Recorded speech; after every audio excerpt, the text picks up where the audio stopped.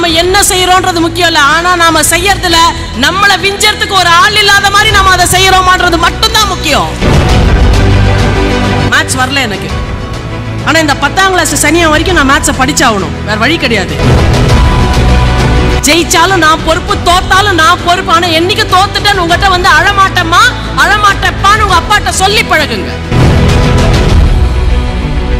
எவனா இருந்தாலும் கடலை மிட்டாய் சாப்பிடுங்க நல்லதுன்னு சொல்லுவான், கடலை மிட்டாய் விச்சு பொழைச்சிக்குவேன். நீங்க உள்ள ஏதோ அர்ஜென்ட்டா பை அடிக்கிட்டு இருக்கும்போது ஒரு செல்போன் கால் வந்துருதுன்னு வச்சுக்கோங்களேன், ஓடி போய் அந்த போனை எடுத்தா அம்மா don't pick up my phone அப்படின்னு ஒரு கதறீங்க. ஏன்? அப்பா அம்மாட்ட வந்து பர்சனலா இருக்கணும், உலகத்துக்கிட்ட பிரைவேட்டா இருக்கணும். நீங்க மாத்தி செய்கிறீர்கள் சகோதர சகோதரிகளே. உலகத்துக்கிட்ட வந்து பிரைவசியை மெயின்டைன் பண்ணாம அப்பா அம்மாட்ட பிரைவசி மெயின்டைன் பண்ணிட்டு இருக்கீங்க. மற்ற விஷயத்துல நாம ஒரு மண்ணாங்கட்டி பிரைவசியும் நமக்கு தேவை இல்லை என்பது என் தாழ்மையான கருத்து. நம்ம அம்மா அப்பா கிட்ட எதை சொன்னாலும் நம்மை அவமானப்படுத்தாமல் நம்மளை அரவணைத்து அந்த சிக்கலிலே இருந்து நம்மை வெளியே எடுப்பார்கள்ன்ற நம்பிக்கையை உங்கள் குழந்தைகளிடம் நீங்க கொடுக்கணும். கண்டிப்பா அறுவை சிகிச்சையில் கத்தி என்பது வரலாறு, ரோபோட்டிக் சர்ஜரி என்பது இன்றைய கூறு. தங்கம் புற்றுநோய் சிகிச்சை மையம் நாமக்கல் மற்றும் கான்பூர். மசால் வடை விற்கலாம், டீ போட்டு விற்கலாம். நாம என்ன செய்யறோம்ன்றது முக்கியம் இல்ல, ஆனா நாம செய்யறதுல நம்மள விஞ்சறதுக்கு ஒரு ஆள் இல்லாத மாதிரி நாம அதை செய்யறோமான்றது மட்டும்தான் முக்கியம்.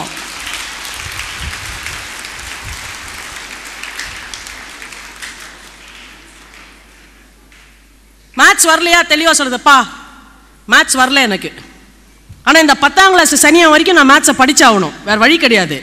எப்படியாவது என் உயிரை கொடுத்து 35 வாங்குறேன், அதோட விட்டுரு. +1 செத்தாலும் மேத்ஸ் எடுக்க மாட்டேன். நீ இன்ஜினியர் ஆகணும் நானும் கனவு கண்டாலும் தனியா நைட்ல வந்து பிளாக் அண்ட் ஒயிட்லயும் கண்டுக்கோ, கலர்லயும் கண்டுக்கோ. நான் இல்லவே இல்லை அந்த ஆட்டத்தில். நான் அந்த மேத்ஸை படிக்க மாட்டேன். இல்ல உங்களுக்கு ஆர்ட்ஸ் வராதா? எனக்கு இது வராது, நான் ஃபுல்லா சயின்ஸ் தான், நீ வேற எதனா செய்யணும்னு நினைச்சா நான் பண்ண மாட்டேன். எனக்கு இதான் வரும், என்னை விட்டுரு. ஜெயிச்சாலும் நான் பொறுப்பு, தோத்தாலும் நான் பொறுப்பு. ஆனா என்னைக்கு தோத்துட்டேன்னு உங்ககிட்ட வந்து அழமாட்டமா அழமாட்டப்பான்னு உங்க அப்பாட்ட சொல்லி பழகுங்க. ஆனா உங்ககிட்ட என்ன பிரச்சனை தெரியுமா? எனக்கு இது வரலன்னு மட்டும் சொல்லுவீங்களே தவிர உங்களுக்கு எது வருதுன்னு சொல்ல மாட்டீங்க. அந்த வர்றதை வந்து நான் நல்லா பண்ணுவேன்பான்னு ஒரு அஷூரன்ஸ் தர மாட்டீங்க. அதுலயும் நீங்க வந்து ஒரு ஃபேர் கேம் ஆட மாட்டேன்றீங்க. அப்ப நீங்க சொல்லுங்க, அப்பா எனக்கு மேத்ஸ் 35 தான்ப்பா, just pray for my pass in maths. 10th முடிஞ்ச உடனே இந்த மேத்ஸ் சரி என்ன கட்டி விட்டுருவேன், போகி மாரி.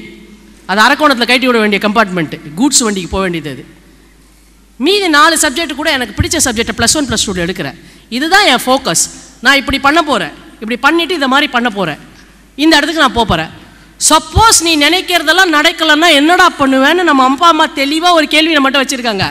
ஒன்றும் கவலைப்படாத, அப்போ கிட்ட உங்ககிட்ட வந்து நான் நின்று அழமாட்டேன், நான் பெட்டி கடை வச்சு பொழைச்சிக்குவேன். ஏன்னா என்னைக்கும் மருத்துவர் சிவராமன் மாதிரி இன்னைக்கு மருத்துவர் சிவராமன், அதுக்கப்புறம் அவர் தம்பி வருவார், அதுக்கப்புறம் அவர் தம்பி வருவார், அதுக்கப்புறம் அவர் புள்ள வருவான். எவனா இருந்தாலும் கடலை மிட்டாய் சாப்பிடுங்க நல்லதுன்னு சொல்லுவான், கடலை மிட்டாய் விச்சு பொழைச்சிக்குவேன்.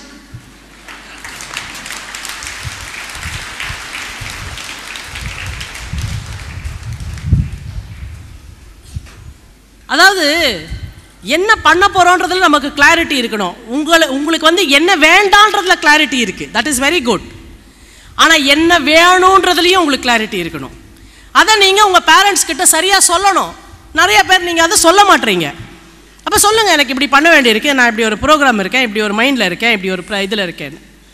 ரெண்டாவது, இன்னைக்கு வந்திருக்க செல்போன்ஸ், இந்த செல்போன்ஸு எந்த அளவுக்கு ஆகிப்போச்சுன்னா, ஷாம்லா அழகாக ஒரு கோடி காட்டினாங்க, ஃபேஸ்புக்கில் உங்கள் அம்மா அப்பாவை முதல்ல ஃப்ரெண்ட்ஸாக வைங்கன்னு.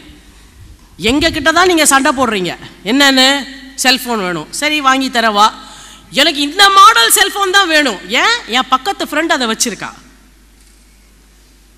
இல்லை என் பக்கத்தில் இருக்க பையன் அதை வாங்கியிருக்கான், இந்த மாடல் தான் வேணும். சரி அந்த செல்ஃபோனையும் கொடுத்துட்டோம். கொடுத்த அப்புறமா அதில் ஒரு நம்பர் லாக்கிங் சிஸ்டமோ இல்லை ஒரு பேட்டர்ன் லாக்கிங்கோ போட்டுக்கிறீங்க அழகாக. நீங்கள் உள்ளே ஏதோ அர்ஜென்ட்டாக பை அடிக்கிட்டு இருக்கும்போது ஒரு செல்ஃபோன் கால் வந்துடுதுன்னு வச்சுக்கோங்களேன், ஓடி போய் அந்த ஃபோனை எடுத்தா அம்மா don't pick up my phone அப்படின்னு ஒரு கதறீங்க. ஏன்? That's my privacy. ஏய், ஃபோன் வாங்கி கொடுக்கறதுக்கு எங்கிட்ட வந்து நின்று இல்லை, அப்போ எங்கே போச்சு உன் பிரைவசி? எங்ககிட்ட தானே வந்து கேட்டீங்க. வாங்கி அதை கொடுத்ததுக்கப்புறம் ப்ரைவசின்றீங்க. சரி பரவாயில்ல, ப்ரைவசி. அதே ஃபோனை உள்ளே எடுத்துக்கிட்டு போய் அந்த நம்பர் லாக்கிங் சிஸ்டத்தை ஓப்பன் பண்ணிட்டு கட்டன்னு ஒன்று டைப் படித்து ஃபேஸ்புக்கில் பண்ணுறீங்க. என்னன்னு? Feeling very annoyed with my mom, she is picking up my phone always, no privacy in this ஹவுஸ்னு ஒரு மெசேஜ் அடித்து உங்கள் ஃபேஸ்புக்கில் போடுறீங்க. அப்போ என்ன தெரியுது? ஷர்மிளாவுக்கு அவங்க வீட்டில் ப்ரைவசி கிடையாது, அவங்க அம்மா 24/7 சோக் பண்ணுவாங்க, செல்ஃபோனில் எது வந்தாலும் டிஸ்கஸ்ட் பண்ணுறாங்க எடுத்து பார்த்து அப்படின்ற உன்னோட ப்ரைவேட் ஃபீலிங்கை இந்த உலகத்துக்கே சொல்கிற. அப்போ எங்கே போச்சு உன் ப்ரைவசி? எங்கே போச்சு உன் ப்ரைவசி? அப்பா அம்மாட்ட வந்து பர்சனலாக இருக்கணும், உலகத்துக்கிட்ட ப்ரைவேட்டாக இருக்கணும். நீங்கள் மாற்றி செய்கிறீர்கள் சகோதர சகோதரிகளே. உலகத்துக்கிட்ட வந்து ப்ரைவசியை மெயின்டைன் பண்ணாமல் அப்பா அம்மாட்ட ப்ரைவசி மெயின்டைன் பண்ணிட்டு இருக்கீங்க.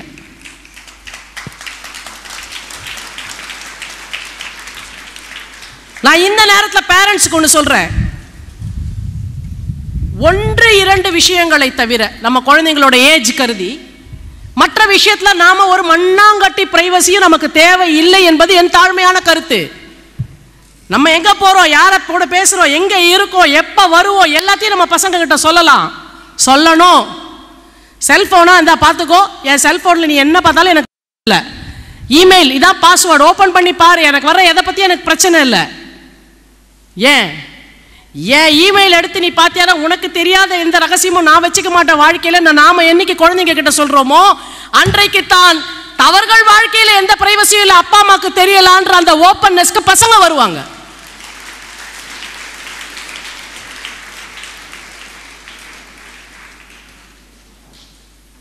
சொல்லி பழகுங்க. நம்ம ஒரு டிஃபிகல்ட் சிச்சுவேஷனை மீட் பண்ணுவோமா இருக்கும் லைஃப்ல as women. சம்பந்தமே இல்லாத யாராவது ஒருத்தர் வந்து நம்மளை டிஸ்டர்ப் பண்ணலாம் வாழ்க்கையில்.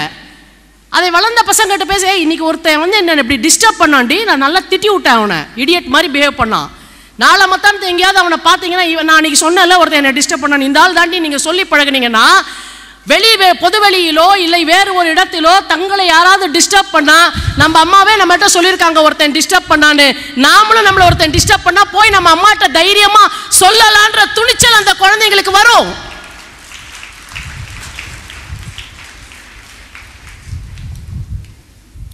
கோ எஜுகேஷன் ஸ்கூல்ஸ் மாதிரியான இடங்கள்ல திடீர்னு எதனா பசங்க வந்து அவங்களுடைய வயதை ஆளுமை செய்ய தெரியாமல் ஒரு கடிதம் கொடுத்து விடுதல சாதாரண விஷயங்கள்.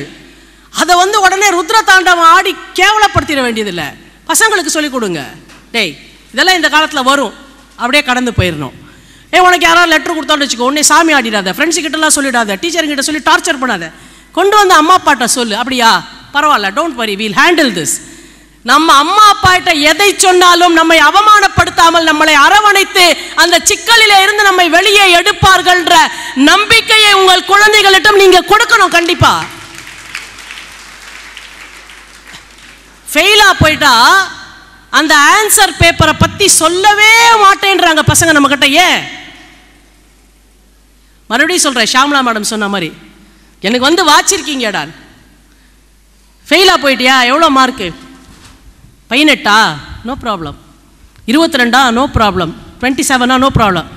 சரி பரவாயில்ல, என்ன நடந்ததுன்னு நம்ம உட்காந்து பேசுவோம், என்ன பண்ணலான்றதையும் நம்ம பேசுவோம்.